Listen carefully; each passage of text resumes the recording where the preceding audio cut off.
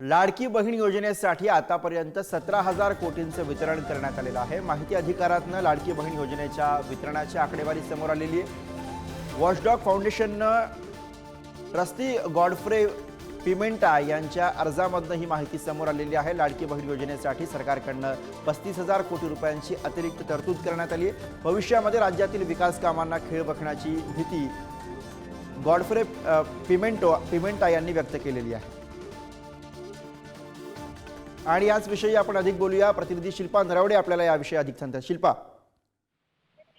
नक्कीच गुरु, आपण लोकसभेचा निकाल बघितला, त्यानंतर विधानसभा निवडणुकीमध्ये त्या अनुषंगाने महायुतीने लाडकी बहिणी ही योजना समोर आणली होती आणि विधानसभा निवडणुकीत महायुती सरकारला महिलांनी अर्थात लाडक्या बहिणींनी मोठ्या प्रमाणात मतदान केल्याने पुन्हा एकदा राज्यात महायुतीचे सरकार आलेलं आपल्याला पाहायला मिळते। या लाडक्या बहिणी योजनेसाठी महायुतीने आतापर्यंत 6 महिन्यात सुमारे 17,000 कोटी रुपये वितरित केल्याची बाब माहिती अधिकारातून उघडकीस आलेली आहे।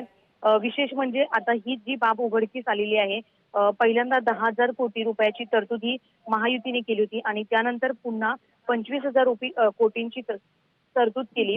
विशेष म्हणजे एकूण 35,000 कोटी रुपयांची अतिरिक्त तरतूद केलेली आहे। त्यामुळे भविष्यात राज्यातील विकास कामांना खीळ बसण्याची भीती गॉडफ्रे पिमेंटा यांनी देखील व्यक्त केलेली आहे। करदात्यांच्या पैशातून सरकार अशा प्रकारे जर उधळपट्टी करत असेल तर ती सर्वसामान्य नागरिकांची लूट आहे, असं देखील पिमेंटा यांनी म्हटलेलं आहे। त्यामुळे आता महायुतीने जी लाडकी बहीण योजना आणलेली आहे ती किती दिवस टिकते हे पाहणं देखील महत्त्वाचं ठरेल गुरु। अगदी धन्यवाद शिल्पा या सगळ्या सविस्तर माहितीसाठी।